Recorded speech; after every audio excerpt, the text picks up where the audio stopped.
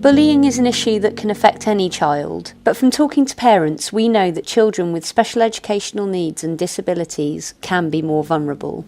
When looking to resolving bullying issues, the school and the family will meet together to discuss the best way forward. So in this episode, we thought we'd put together some really handy tips and advice on how to best approach the meeting and get the most out of it. I think have it written down what you want to say is a key point, I think, because then if you start to feel emotional or bubbling over, you can always go back to your notes. And to try and maintain a respectful dialogue with school as best as you can. And if the person that you're in that meeting with is not helping that situation, is to come away and then go back and find somebody, either the next person up the run or whoever. To gather these tips, we spoke to Helen and Samantha. Hi, my name is Helen Namby. I'm currently the deputy head in a small school where I'm also the Senko. Helen is a deputy head and Senko in a mainstream primary school, and over the last 20 years has worked in large and smaller school settings. And I worked with some Year 7 children in Canada. My name is Samantha Griffiths. I'm the head teacher at the same school that Helen works in. Helen's my deputy. Samantha has worked in large and small primary schools over 20 years, as well as community schools. She's also acted as a consultant for the borough and worked with schools that have demanded intensive support.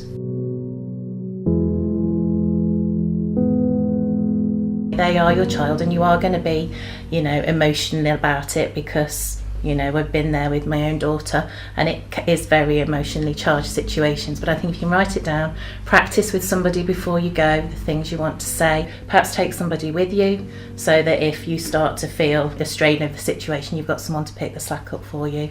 And what should parents be expecting from the school? And I think from my perspective is to make sure that you've got a lot of respect for the parent and what they want to say to you, and it's not having the conversation with them in the entrance hall. It is taking them to a place where they're either going to feel comfortable or it's quiet and it's confidential. So if you're the parent, that's what you need to be expecting, isn't it? Which is why making an appointment is often a good plan. So that you've got that quality moment to say what you want to quality say time when you haven't got parents and children bustling around you.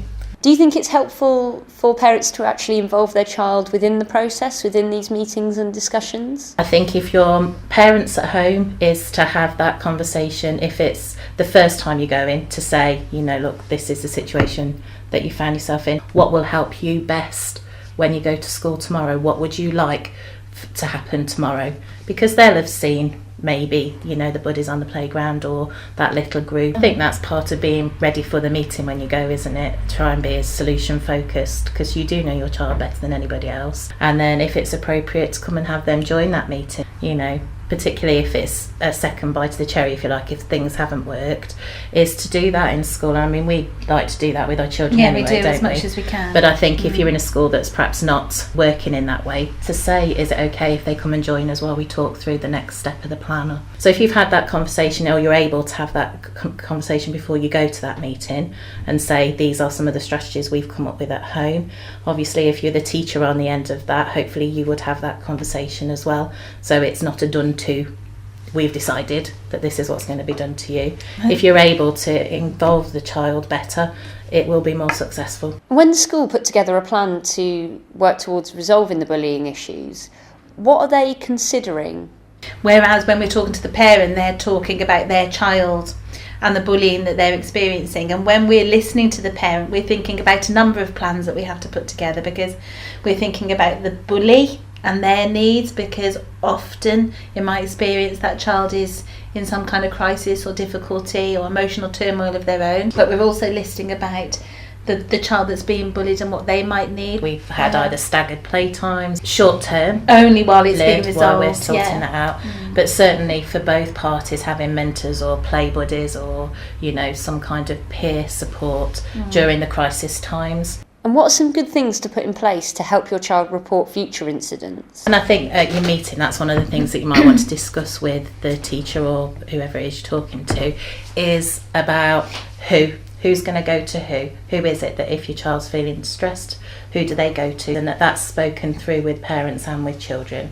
And what can parents expect the next steps to be once a plan has actually been created in the meeting? I think communication is a vital point once you've had the conversation and made your plans, is that everybody is involved with that child. I mean, we're in a small school, so that's very easy. But if you're in a big school or a secondary school where those children might see 6 or 7 different teachers in a day, that everybody who needs to know the plan and how to deal with a situation and what support those children need, that's happened. And that's worth asking when you go to that meeting, is how will all of their teachers, if it's appropriate for your child at that point, but how will all the teachers know, or the people who look after my child know?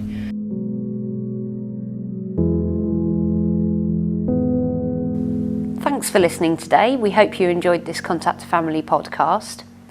For more information on supporting your child through bullying issues, visit our website at www.cafamily.org.uk/bullying.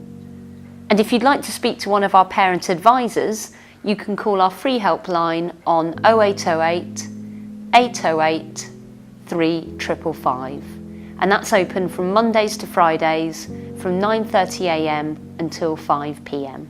Contact a Family is a member of the SEND anti-bullying programme led by the Anti-Bullying Alliance. And for more information, you can visit www.anti-bullyingalliance.org.uk.